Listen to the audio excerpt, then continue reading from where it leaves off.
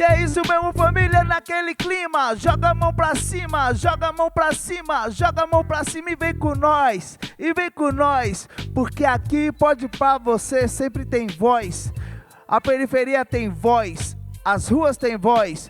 E a gente mostra semanalmente nessa produção independente, mas que é dependente da sua audiência, da sua companhia, que nos fazem cada dia mais motivados para poder tocar esse programa aqui.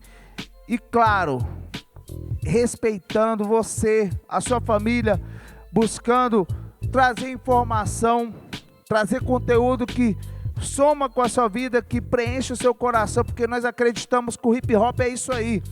E por falar que o hip hop é isso aí, rolou um show, Brabas Festival, e teve Brisa Flow.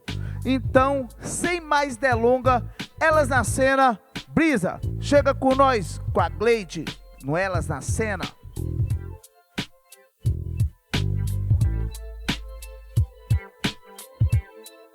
Salve, galera! Hoje, no Elas na Cena, a gente tem Brisa Flow, maravilhosa, contando um pouquinho da sua história e da sua trajetória aqui no Hip Hop em Cena.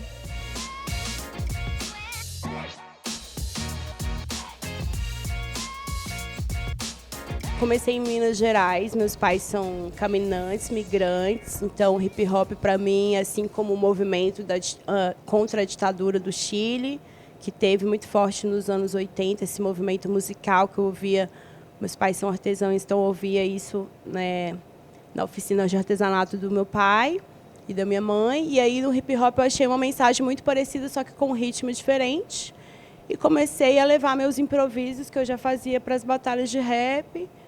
E aí sonhei um pouquinho mais alto, vim para São Paulo. Tem 12 anos que eu estou lá, mais ou menos.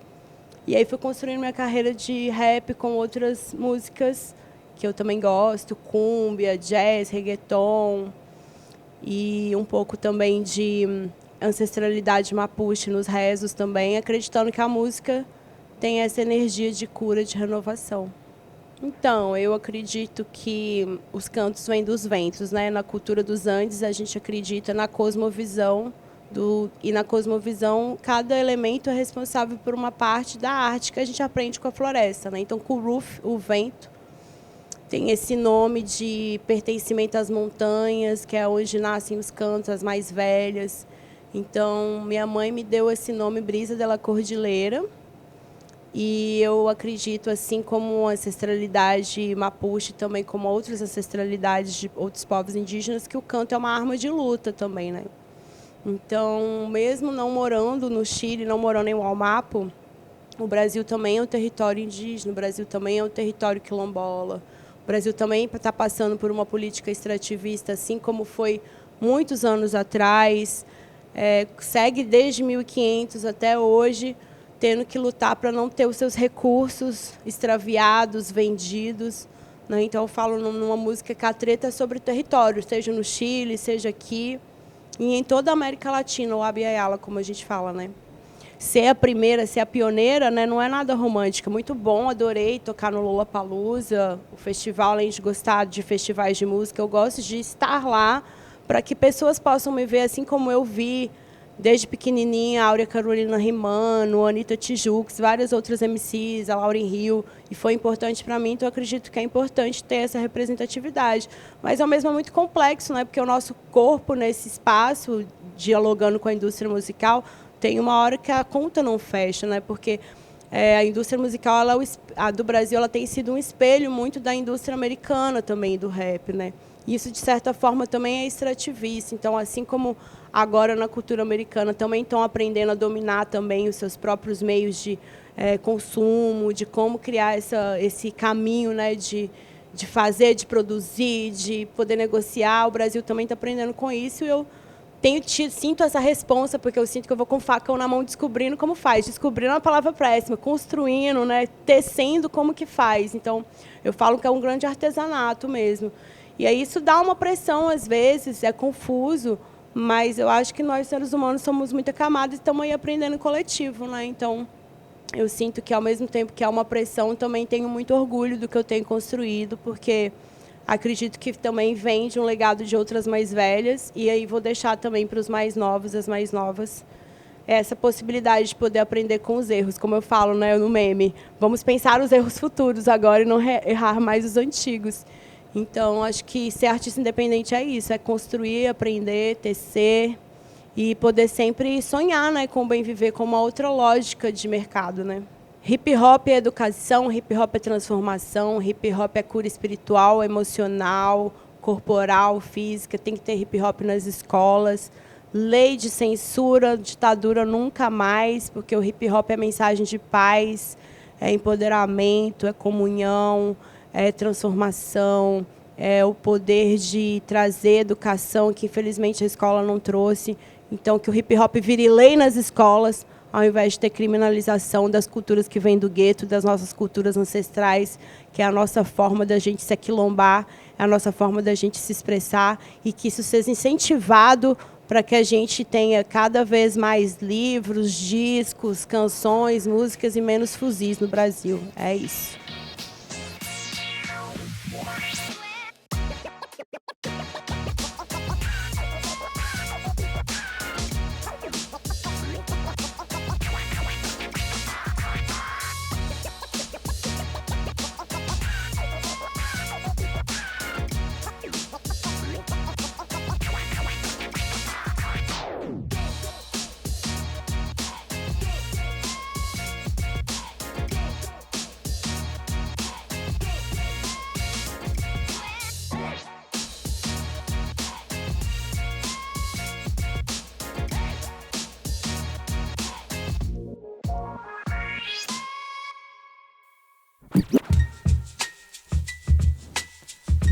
E aí, DJ?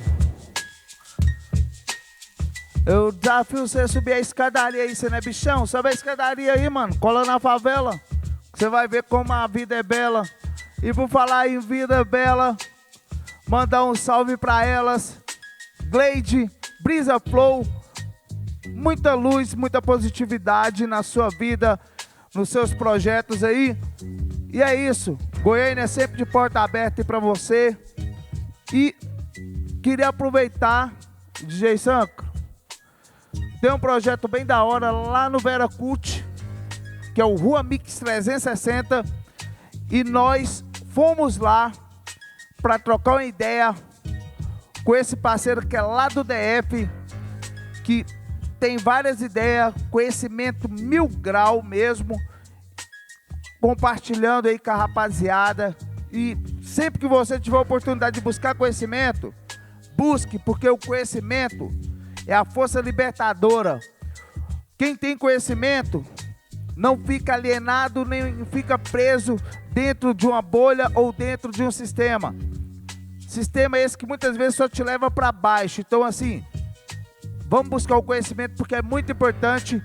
Eu vou chamar, antes da gente ir para o intervalo, nas ruas, Afro Raga, Flow Man, no nosso momento nas ruas, Rua Mix 360, até agorinha, porque tem Noriug na quebrada, então não perde, chega com nós.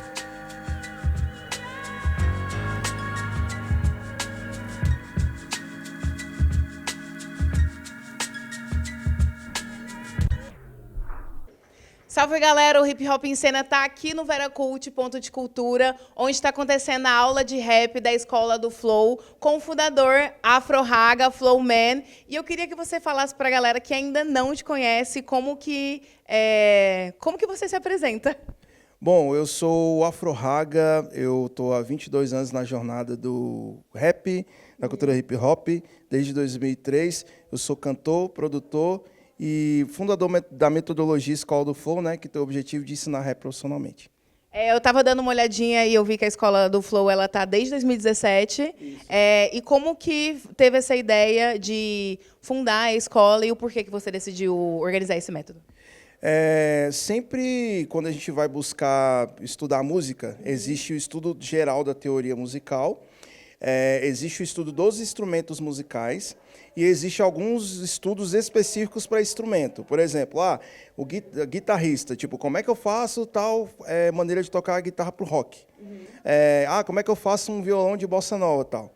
Aí, nesses estudos específicos, eu sentia falta de ter esses estudos amplamente na internet para o rap. Sim. Porque existe o estudo do canto, de maneira geral, e os específicos são poucos, né? Tipo, por exemplo, tem o específico para o canto da ópera, que é o canto lírico.